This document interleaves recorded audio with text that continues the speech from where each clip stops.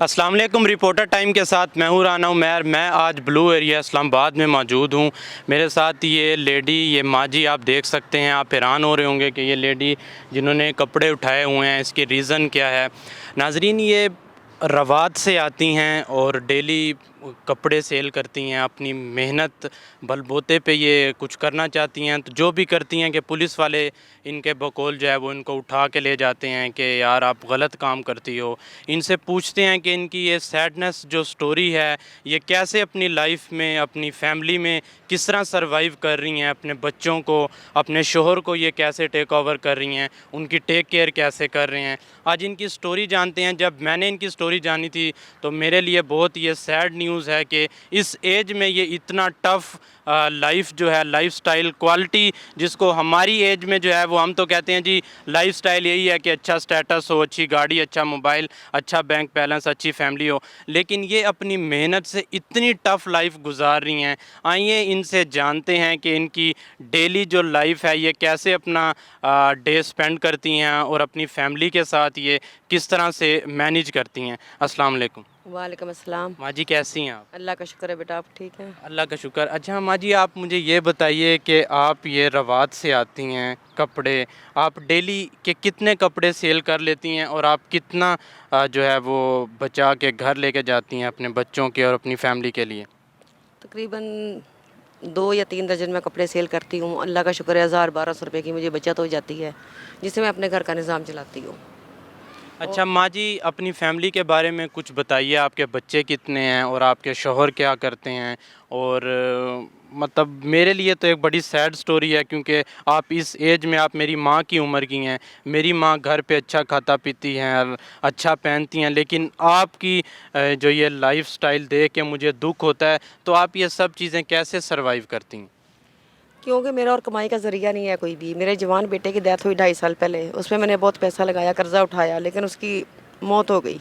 دیکھو، زندگی موت اللہ کے ہاتھ میں ہے۔ میری 3 بیٹیاں اب اور 1 بیٹا۔ بیٹا بھی میرا بے روزگار ہے، شوہر میرا بیمار ہے، میرا اور کمانے والا کوئی نہیں ہے۔ میں یہ لے کے جاتی ہوں، میرے گھر کا چولہا جلتا ہے۔ اچھا، تو ماں جی آپ کو پولیس والے کیوں اٹھا کے لے کے جاتے ہیں؟ کچھ غلط بیہیو ان کا آپ کے ساتھ ہوتا ہے، یا ایسی کیا وہ آپ کو 2 سے 3 بار آپ بتا چکی ہیں کہ وہ آپ کو لے کے گئے ہیں؟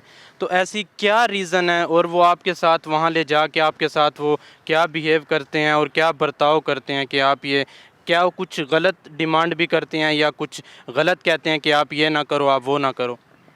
وہ کہتے ہیں آپ بھیک مانگتی ہیں۔ اچھا میں نے کتنی بار بولا، کیمرے لگے ہوئے ہیں، سب لوگ میری شہادت دیتے ہیں کہ خالہ بھیک نہیں مانگتی، لیکن وہ پھر بھی اٹھا کے لے جاتے ہیں۔ اچھا یہاں سے 17 مارکیٹ تھانے لے کے جاتے ہیں، وہاں سے وہ سب کچھ نکال لیتے ہیں، پیسے پوسے جو کچھ بھی ہوتا ہے، پھر وہ عیدی سینٹر بھیج دیتے ہیں۔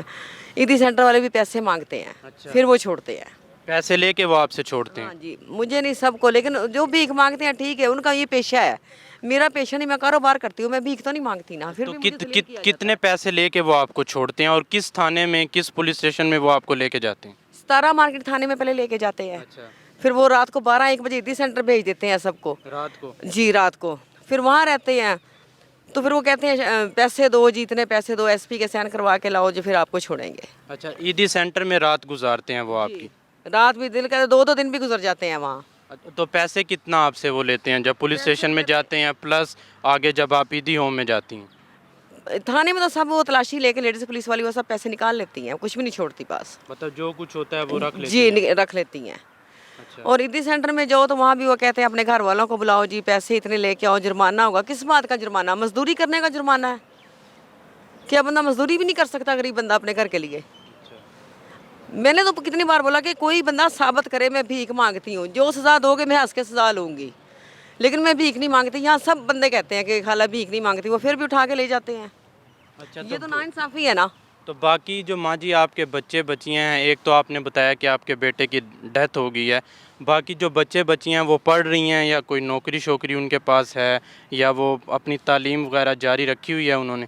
آپ کے شوہر تو بقول آپ کے کہ وہ بیمار رہتے ہیں۔ بیٹا میرا بے روزگار ہے اور 3 بیٹیاں میری کو پڑھتی ہیں، اچھا، وہ پڑھتی ہیں؟ اور میرا کوئی کمائی کا ذریعہ نہیں ہے اس کے علاوہ۔ تو حکومت کو آپ نے کیا میسیج دینا ہے؟ حکومت کو یہی کہ جو بندہ مزدوری کرتا ہے نا، اس کو مزدوری کرنے دے۔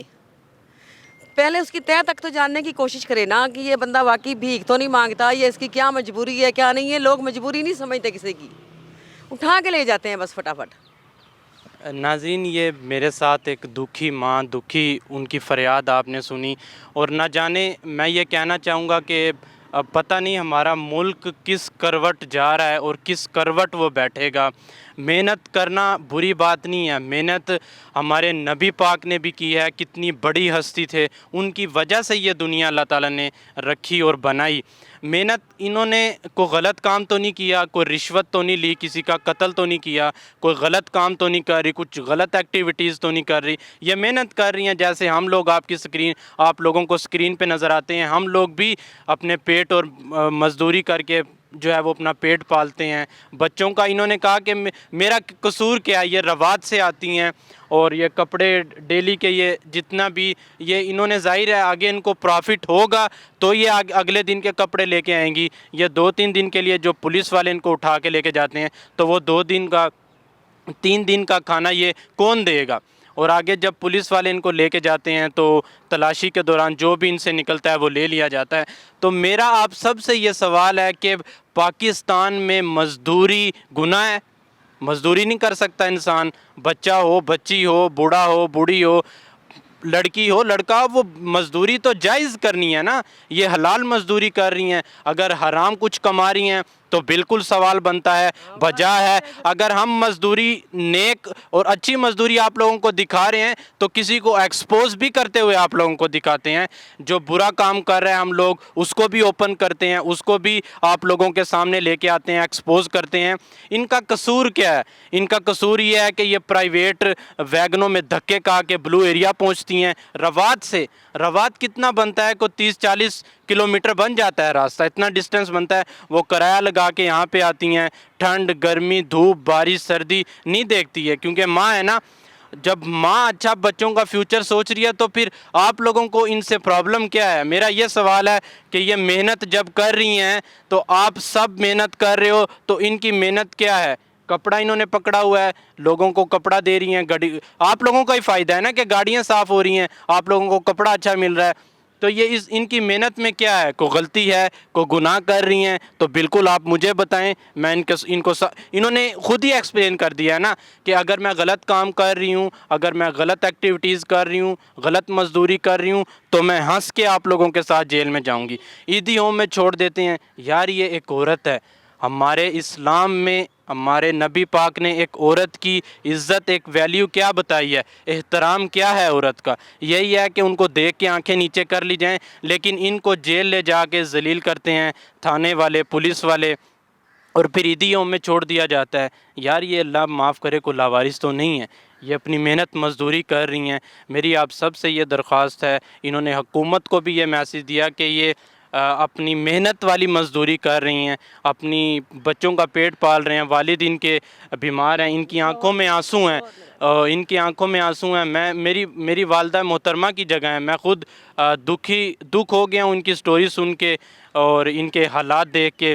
ایک نئی سٹوری, ایک نئے انٹرویو میں آپ کی خدمت میں حاضر ہوں گے. کیمرہ مین امین راجپوت کے ساتھ رانا عمیر, A1 TV اسلام آباد.